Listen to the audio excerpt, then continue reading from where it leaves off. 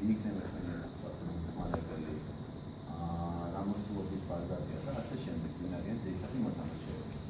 და საბოლოოდ ამ ბაზისთვის შევიმუშაოთ დეტალური სტრატეგია შესვლის კურსი. რატო ისაუბრებს კვლევის ნაწილს, ხო? როგორ ჩავატაროთ კვლევი და როგორ გავაუქმებთ სწორედ რომ გავაკეთოთ ამ ჩვენი სამიზნე ჯგუფი, ჩვენი სამიზნე ჯგუფი, როგორ გავაკეთოთ სამიზნე ჯგუფთან ძირითადად წარმოადგენს საიტებს სამიზნეში და დადულია ჩაატარო ასე ვთქვათ ფესხესებში რა და არასდროს საფუძვლიანი კვლევა. რომელსაც აჯერა პროდუქტზე იყვნენ ბაზარის მეშვეობა სადაც პროდუქტია, პროდუქტი ამ ფესხესებში მოიცავს ძირითადად ზე კონკრეტულად საშუალებით პლატფორმაზე ინფორმაცია იყო იმის მეშვეობით პატარა კვლევის დაშლა. პირველ რიგში ესე როცა პროდუქტს პარტნიორებს ინოვაციური პროდუქტი იქნება ის საკუთარი სხვა, ანუ ექსპორტზე გასატანად დაგჭირდება დადგენა იმისა თუ რა კოდი აქვს, ან ახლა ვიწყებს უშუალოდ პოსიბილები როგორ არის სულებერდიტა საბაჟო განაბაზოს შემდეგ დაკუთრება განახორციელოს შემდეგ იქაც განაბაზონ და მივიდეს პროდუქტი ან იმ ადამიანებს გამოიწერა პროდუქტი მეუბნება ვთქვათ არა ვთქვათ გამოწერაზე ვთქვათ ცალობით არამედ ვთქვათ შეიძლება რამოდენიმე ანუ ბევრი პროდუქტი ვთქვათ გაგზავნის საჰაერო საშუალებით იგივე საშუალო საშუალო კონტეინერი თუ იქნება სხვა ამ შემთხვევაში თქვენ დაგჭირდება პროდუქტის გამბაჟება და ამ შემთხვევაში დაგჭირდება თავისუფლად მოძებნოთ და გააგვიოთ ანუ სასაქონლო კოდი უშუალოდ ამ პროდუქტის სასაქონლო კოდი ეს საერთაშორისო სტანდარტიზებული კოდები, რომელიც მიხედვით საბაჟოები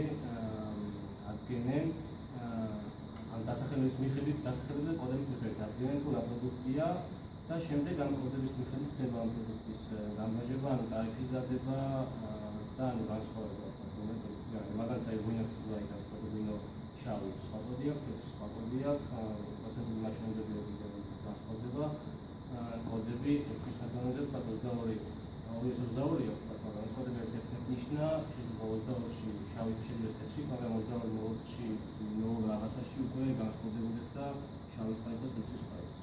ამ კოდების დადგენა შეიძლება თქვენ ესო ჩავთოთ შეიძლება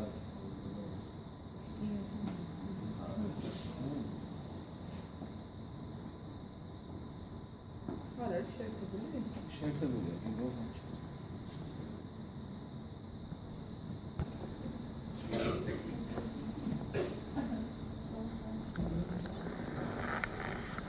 ამ კოდს დაიწყებს პატარა კოდების გაკეთებას, თუ საჭიროა დაადგინოს კოდი, რომ გაიგოთ ზუსტად ანუ ამ კოდის მიხედვით ასე სხვა საიტებზე ძებნება სხვა პატარა კოდები, რომელიც შეიძლება დაიხმაროს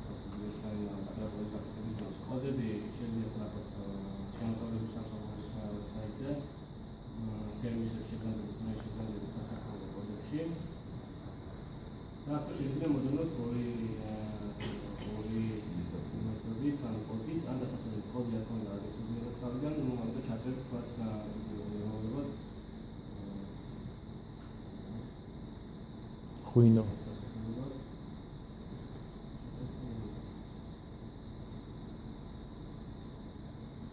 ანუ ნიშნაზე შემდეგ 22 ღვინო ჩაშლი 22 არქი უკვე არის ღვინო შამპანიური და ასე შემდეგ. ამ კოდების მიხედვით შეიძლება სხვა საიტებზე მოიგონოთ სტატისტიკა, ტარიფები, რა ტარიფები ხდება ქვეყანაში. ეს საიტები მაგალითად ესეთი არის Facebook ერთ-ერთი, რომელიც შეიძლება გაიგოთ თქვა უბრალოდ ღვინოები 22 კოდის მიხედვით.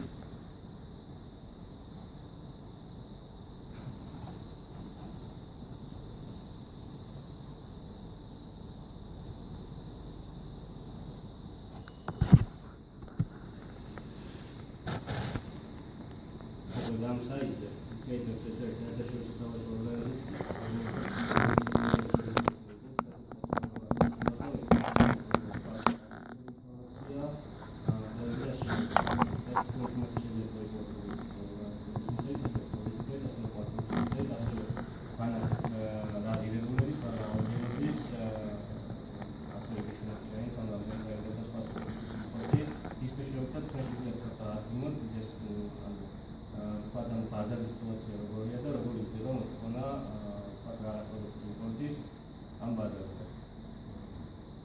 კომპანიების ინფორმაციაც არის, თუმცა რამდენად გამოგადგებათ არ ვიცი. კომპასის ინფორმაცია კომპასის ვთქვათ ორგანიზაცია, რომელიც უზრუნველყოფს სხვადასხვა ქვეყნებში სხვადასხვა ჯგუფების ისე ვთქვათ იმპორტიორების, დისტრიბუტორების, ბაიერების ამ ჯგუფის კონტაქტებს. და აქ შევალთ კამპანიაზე შეიძლება დაასრულოს ქვეყანაში კონკრეტულ პროდუქტზე ნახოთ ამ კომპანიასთან იმ ასევე ნუაკეთებს ფუნქცია, საქართველოს მითებული გაჩვენა საქართველოს იმპორტს ღვინის, რომელი ქვეყნა რამდენი გვაქვს შემოტანილი. ეს თვითონ ეს არის პროდუქტები ასე ვთქვათ, ასეთი შემოსავლები მოხდეს, საქართველოსთან გვაქვს $1,000 შემოტანილი, შემოგიზარდება ასე შემდეგ. ეს ინფორმაცია შეიძლება დაიგოს სხვა ქვეყნებზე, გერმანიაც ან სულეთი ამ ქვეყანას მონიშნავთ, გერმანიის სამართლებრივ სისტემას. თქვენ თუ გჭირდება ტრანსპორტის გატანა, ის დაამზადეთ ტრანსპორტაციის პროდუქტი, შემდეგ როცა გაიგებთ რატოში გადის ეს პროდუქტი, შემდეგ შეიძლება შეგძანდეთ, მონიშნოთ, რომ ქვეყანაში გატანა ნახოთ როგორია მოთხოვნა ასეთ პროდუქტებზე, ამ როგორ პროდუქტებზე და ნახოთ როგორია სტატისტიკა, სპეციფიკების მეთოდიკა, სერიის ანუ პარტნიორი სერიის მონიშნავთ გაჩვენებული სწავლია შემოსავლების სამსახურში აუცილებლად ვერ გავეცდებით. პირველი არის რომ მინდა საკონსულტაციო მოჩება, შეიძლება თავიდანვე შემდგომ ექსპორტისას აუცილებლად მომიდეთ, იმიტომ რომ მისი მეშვეობით ვთქვათ განსაკუთრებით ექსპორტის პროცესს. ასე შეიძლება მაგ კომპანიები იმპორტიორი ვთქვათ იგივე გერმანიაში ვიშიათ. გამოვიდეთ სიას, როგორც კომპასი, როგორც ფოტოგრაფია, აქაც სია, კომპანიების ვიშიათ. ეს კომპანიებია. ამოდის ის კომპანიები, რომელიც შეიძლება დაუკავშირდეს უცებად შეიძლება კონკრეტულად. კომპანიების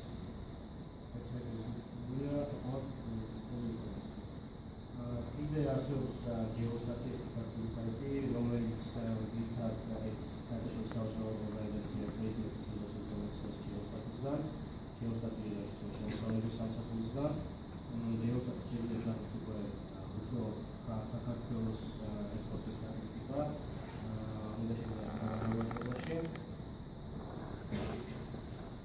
და შემდეგ უკვე აქაც პირების მიხედვით ნახავთ პროდუქტის საქართველოსთან გადავიდა პროდუქტის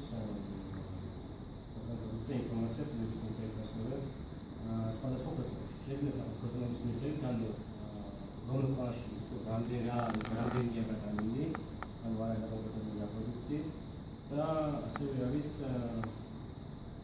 ექსპორტების მიხედვით ანუ პროდუქტებიდან რა პროდუქტი არის რამდენი გადამილი. ან სასაქონლო კოდები. სასაქონლო კოდები სასაქონლო კოდის ჭრილში აქ არის კონცეპტი ესპაციანი ინფორმაცია. ამ შეიძლება კონკრეტული პროდუქტი ნახოთ ქვეყნების მიხედვით, ანუ რომელ ქვეყანაში რამდენია ეს პროდუქტი გადამილი. ესეც საკმაოდ დაგეხმარებათ თუ რაღაც გადანაცვლოთ, გაარკვევთ ამ ქვეყანაში არსებობს თუ არა ეს ვთქვათ ყველი კონკურენტი და სად გააქვს. რომ შეიძლება რაღაც დროს მოიგოთ, ანუ იმას უკვე რა ვევა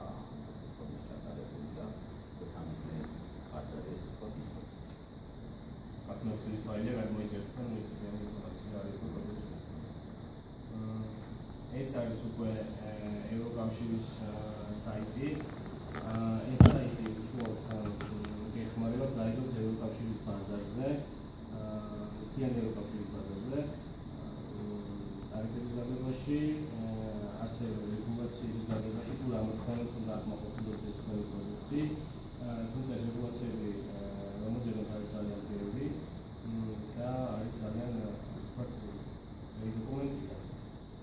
მიახერხებათ თქვენი გასაგებია, იმიტომ რომ კონკრეტულად პროდუქტში გადახურების ბიზნესში არის ვთქვათ ქიმიური შემოქმედება და რაღაც აკმაყოფილების თვალსაზრისით საკმაოდ რთულია გაიგო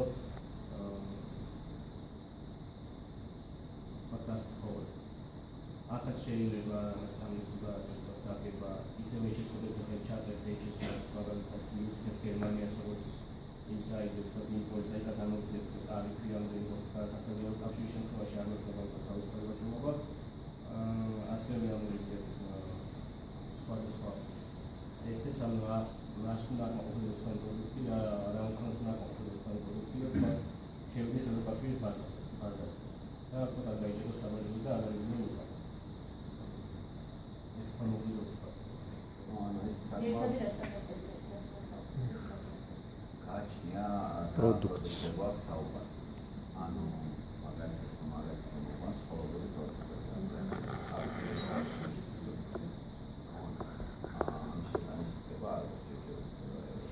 ზის პროდუქტების მithumedes. მაგრამ ამ კუთხით არის ეს სტანდარტ ფასი, რომელიც ათამდე საწარმოს მაგალითად საფასი, მაგრამ საქართველოში ესე ვთქვათ, აკრედიტებული ლაბორატორია არა, რომელსაც ევროპაც ცნობს. ეხლა ევროპის მაგაზე მუშაობს. და მე ვიგოთ, რომ ის გამონდა შეიძლება ყოველდღე რაც ამდენი ცხოვრებული პროდუქტი უკვე დაუშვან ევროპაშის ბაზარზე და თემის კუთვნილ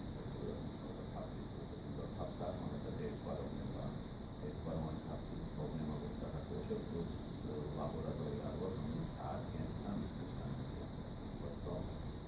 ნამდვილად სწორედ არის ნაწარმოები და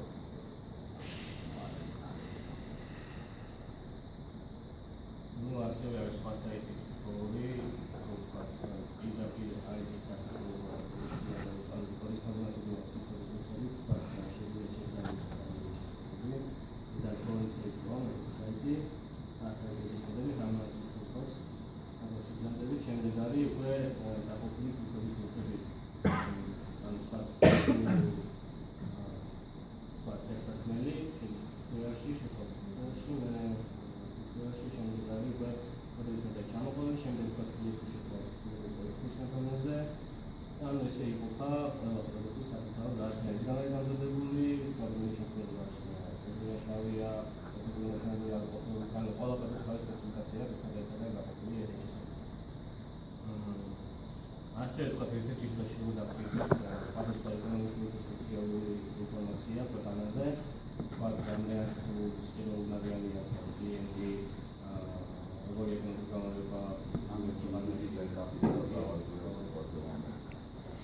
კიდევ საიტი ეს ატლას მედია რომელიც არის შედარებით უფრო კარგად ახასიათებს ინტერვიუს მოგაკეთებთ საიტია საკუთარი ყოფილი აქაც შეგვიძლია იგივე ინფორმაცია სხვა ქვეყნებზე იმპორტი ექსპორტი ეკონომიკა რომ ქვეყანას ჩატარებული მედიშია თანამედიშია თავის ბალანსს და შემდეგ მოიგოთ თავს მაგრამ აქაც ანუ ეს კოდების აქაც ანუ ეს კოდები ყველა ერთია ხო ჩვენც იგივე სტანდარტები გვაქვს ხო ანუ რამე განსხვავება ჩვენთან აი ეს ვთქვი foreign trade-ი საკმაოდ საინტერესო არის მე საკმაოდ ეფექტურად ხმარობ მაგალითად რომელს ჩაშლა foreign trade არის სასაქონლო ჯგუფები ჩაშლა სიტყვაზე უნდა პარლამენტის პროდუქტი მაგრამ დაახლოებით ხდები ტექნიკში არის შეიძლება ჯგუფში და შემდეგ უკვე დეტალურად არის პროდუქტი ჩამოშლილი მე ამ პროდუქტში შევდივარ უკვე ჩაშლა არის ექსპერტი შემდგომ ანუ ამ ინფორმაციის გამოყენებით უკვე შეგვიძლია სხვა ვებგვერდზე გადავიდეთ სიტყვაზე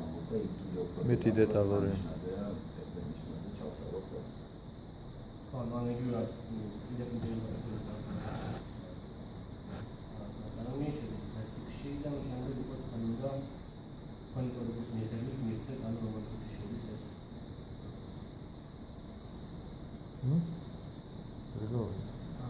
სხვა საიტები კიდევ ბევრი საიტია როგორც საიტი არის თქვათ კომპასი როგორ არის საიტი კომპას.com საქართველოს შორის არ წარმოადგენობა კომპასი არ კომპანია ინფორმაცია უბრალოდ ანუ გარანტიას არ უნდა იძლევა ამდენად დეტალური ინფორმაციას მოგაწვევით რომელსაც ბაზარში თუმცა შეიძლება დაუკავშიროთ ხა როცა კონკრეტულად რაღაცა საწარმოებრო გჭირდება ერთ-ერთი იმათ გიღირს რომ კვლევა ჩანა ანუ მაგასთან დაკავშირებით კიდევ ვისაუბრეთ ანუ გარდა ამისა შეგვიძლია ასე ვთქვათ ბაზების კუთხით კონკრეტულად ბაზარებში ვიცით, რომელიც მოინტერესებს, მიმართოთ ადგილობრივი სავაჭრო პალატები. შეიძლება ეს იყოს რაღაცა სამართლებრივი ორგანიზაცია, რომელიც პასუხისმგებელია საგარეო ვაჭრობაზე, ხშირად შემთხვევაში ეს ეკონომიკის სამინისტრო არის. და რაღაც ინფორმაციის ნაწილი უფასოდ გამოითხოვა. რა მოგიწევთ ბევრი ძალისხმევა, ბევრი ზარის გაკეთება, ბევრი მეილის მიწერა, თუმცა ის გამცემა. აი კიდევ თქვა ეს ვებსაიტი ევრომონიტორი, საერთაშორისო ორგანიზაცია, რომელიც საერთაშორისო პასუხისმგებელი საკუთარი პროექტი ასო ევრომონიტორი ფაქტორი. აბა თქვენ საკონტაქტოს გამოგზავნით სიას და განსაკუთრებით აი შეიძლება მოიყვანოს საკონტაქტო ამ მიაწერდა პლუს ეს თქვა კომენტარს რა არის გამოიყენება რაც შეეხება ესე ვთქვა ოც შევახდეთ ზოგადად ფორმატზე რა მე მგონია რომ ჯობია დავასრულოთ ჩვენი პრეზენტაცია ესე რა ვთქვა და შემდგომ ანუ გადავიდეთ კითხვებზე თუ პარალელურად რაღაცა ისეთი კითხვა გექნება შეგიძლია ჩაინიშნოთ და ჩვენი საუბრის შემდეგ გადავიდეთ რაც შეეხება საერთაშორისო ბაზებზე ჩვენი პროდუქციის გაფიცვა. არის რამოდენიმე ესე რომ ვთქვათ ხერხი და მეთოდი ამ პროდუქციის გაფიცვის. ერთ-ერთი ყველაზე პოპულარული დღესდღეობით არის ონლაინ გაფიცვები, რომელიც შეგვიძლია თუ გავაგებული ესე რომ ვთქვათ ლოჯისტიკური თემა, ან თქვენ ქვეყანაში ოპერირებს ისეთი საფოსტო მომსახურების კომპანიები, შეგვიძლია თავისუფლად გავიგოთ თქვენი პროდუქცია. ვთქვათ, იმის ქვეყანაში ჩაუსწრებოთ.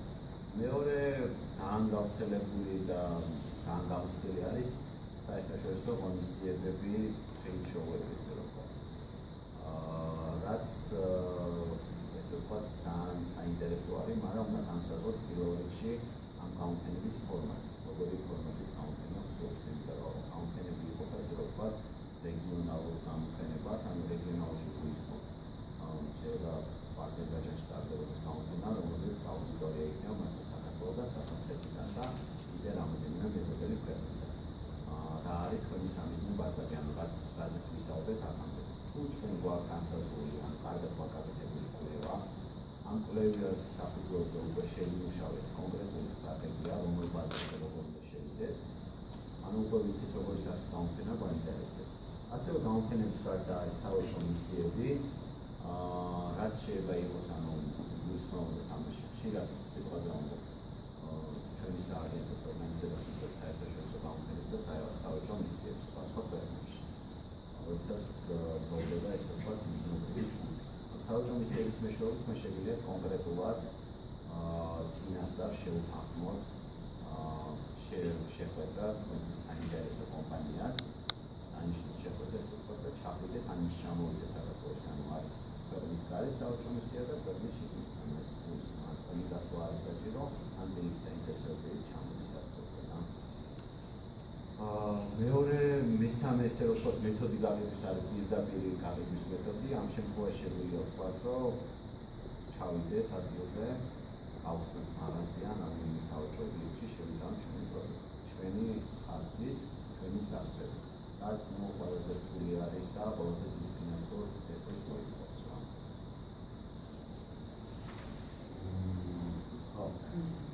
გამოფენების შერჩევის შემთხვევაში აუცილებლად უნდა გავითვალისწინოთ გამოფენების ფორმატი, ანუ არის B2C გამოფენა, ანუ ბიზნესი მომხმარებელთან და B2B სახის გამოფენა, რომელიც არის ბიზნესი ბიზნესთან. ჩვენი პროდუქტი თუ აიგდება ბაზარზე, ჩვენ სულს პირველად ამ ბაზარზე შესვლა აუცილებლად უნდა შევარჩიოთ B2B ტიპის გამოფენა. ალტერნატივით რატომაც, იმიტომ რომ მომხმარებელისთვის თქვენი პროდუქციის გაცნობას არანაირი აზრი არ ექნება. მომხმარებელი პირველ რიგში კითხავს, რა შეიძლება შევიცინოთ თქვენი პროდუქცია და თქვენი პროდუქტის მეჯერ არ შემოქმედია თქვენში. ამიტომ საკმაოდ არაეფექტური იქნება ამ შემთხვევაში. ესეთი სახის ესეთი ტიპის გამოფენა. ასევე არის ამ გამოფენების სპეციალიზირებული და ზოგადად ძირითადად ამ სპეციალიზირებულ შესაძლებლობაში გულისხმობ სიტყვაზე საკვები პროდუქცია. ან რაღაცა სამკერვალო ინდუსტრია თავიდან ბოლომდე შეიძლება მოიცავდეს კონკრეტულად ექსპორტს.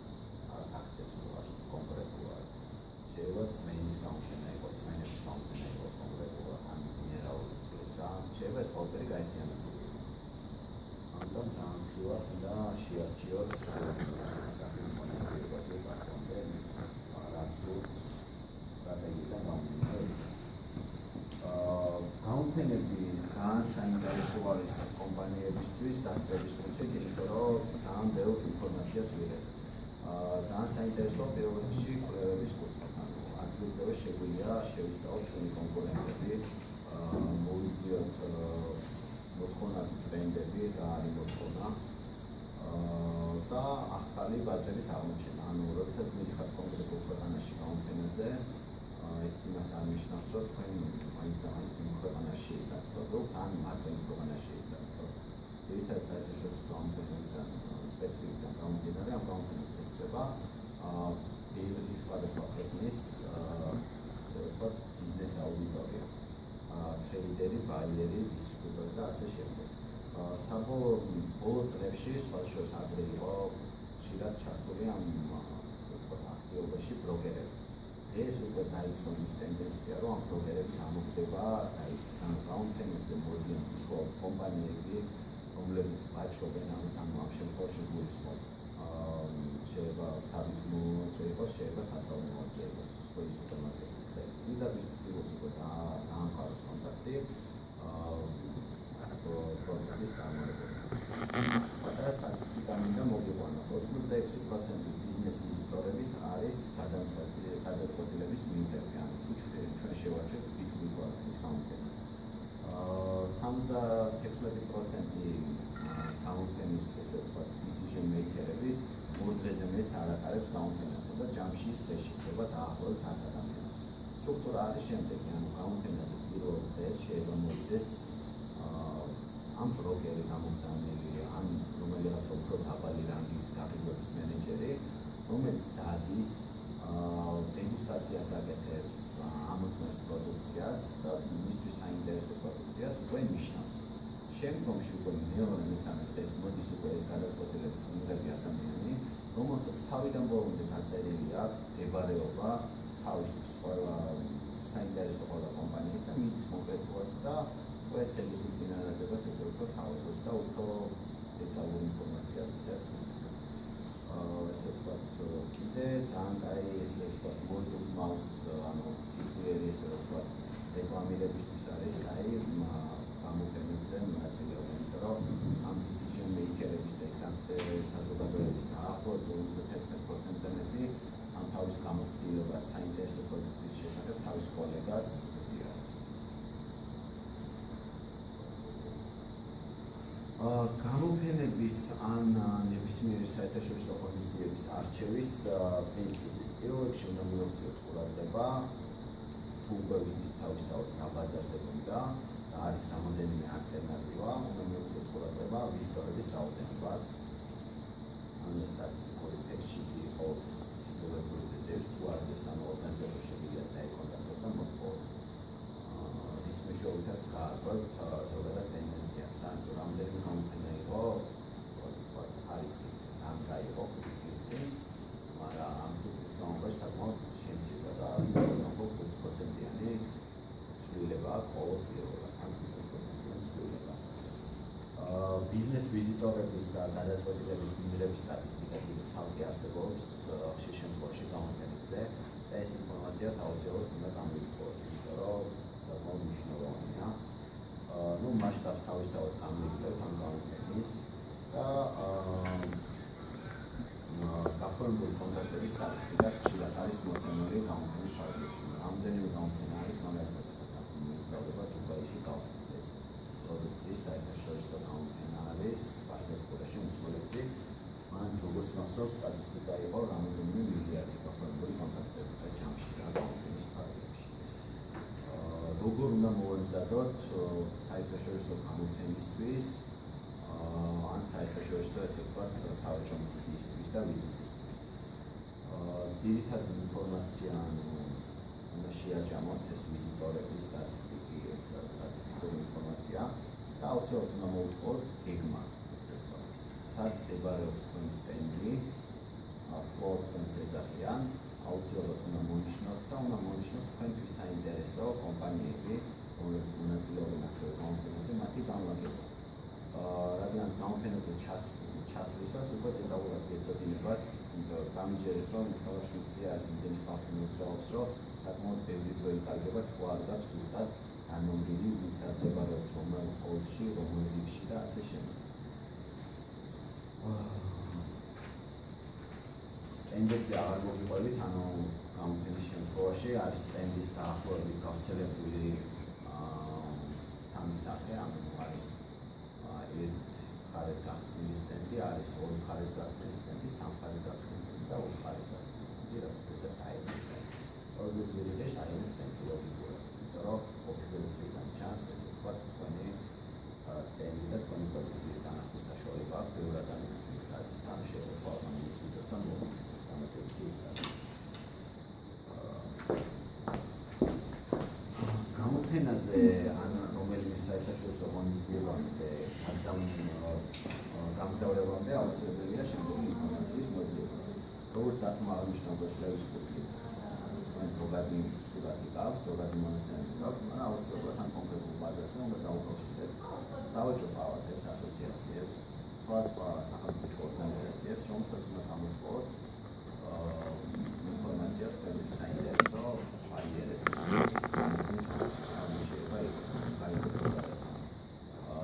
რომელი დისტრიბუტორთან სურთ თქვენ შეხვედრა, რომელი დისტრიბუტორთან არ სურთ შეხვედრა. ასევე უნდა გაარკვევთ აუცილებლად ამის ფარგლებში რამე საინტერესო ღონისძიება ხდება. მაგალითად კონკურსი. კონკურსი ძალიან მნიშვნელოვანი ნაწილი არის როგორც გამოფენის, ასევე პროდუქციის გაყიდვის. რადგან ესე ვთქვათ, ხშირ შემთხვევაში ესეთი კონკურსები ზოგი ფასო არის, ზოგი ფასიანი არის. მარკეტინგისთვის ძალიან კარგი არის. თუ რაღაც კონკურსში გაიმარჯვებთ და დაждებით საქართველოში და გავიდეთ ექსპორტზე ან რაღაცა სოციალური მედიის ან სხვა საშუალებებით არ მიაწყობთ და არაცნობთ თქვენ პროდუქტთან გაიმარჯვა ესა და ეს კონკურსში მიიღო მონაწილეობა და გაიმარჯვა მიიღო ჯილდო, მაგათ მნიშვნელობა არ აქვს, მაგრამ როდესაც გამოფენაზე მონაწილეობთ, საუბრის საშუალება ამის, რომ გამოსახოთ ესე რომ ვთქვათ და მაგის პრეზენტაცია გააკეთო, ეს პროდუქტი არის გამოფენაზე მაგალითად არის.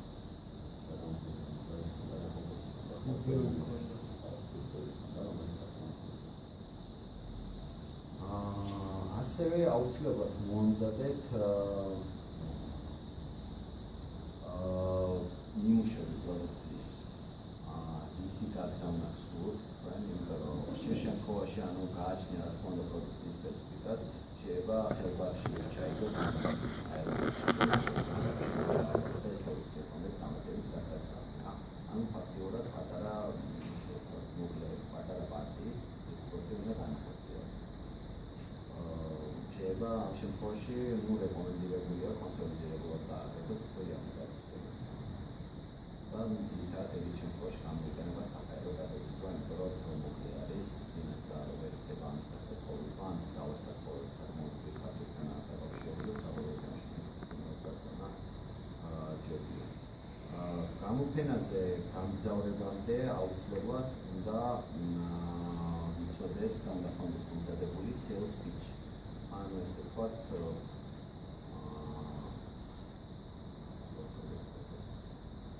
sales pitch. ანუ ეს არის ესე ვთქვათ ისტორია შეცვლილი ჩვენი პროდუქციის შესახებ, რომელიც წარმოაჩენს ჩვენ პროდუქციას უნიკალურად, განსხვავებულად, ანუ რას უნდა გავუსვათ ხალხს და დავაინტერესოთ ფართე თუ სამიზნე აუდიტორია. ასევე ძალიან მნიშვნელოვანია შეხვედრების დროს ეფექტურად ჩავინიშნოთ თითოეული შეხვედრის დეტალი. სავიზიტო ბარათს ხშირ შემთხვევაში თუ ვერ ვასწრებთ, რეკომენდირებულია სავიზიტო ბარათს მიაწეროთ, მაგრამ ხშირად სავიზიტო ბარათები იმდენი გაფორმებულია და იმდენი შესაძლებელია, რომ ამის საშუალება არ აქვს. ამიტომ დეტალური ინფორმაციის ჩანიშვნა გვაძლევს იმის საშუალებას, რომ გამოფენის დასრულების შემდეგ, ან მისის დასრულების შემდეგ სწორი ინფორმაცია მივაწოდოთ. მაგალითად, რაც მოვიდა და გამოგიფათ თქვენ ტრანსპორტირება რომელიღაც ქვეყანაში რა არის. თქვენ დადგენილი გაქვთ მარტო ტრანსპორტირება ამ ქვეყანაში, რომელშიც იღებს მონაწილეობა.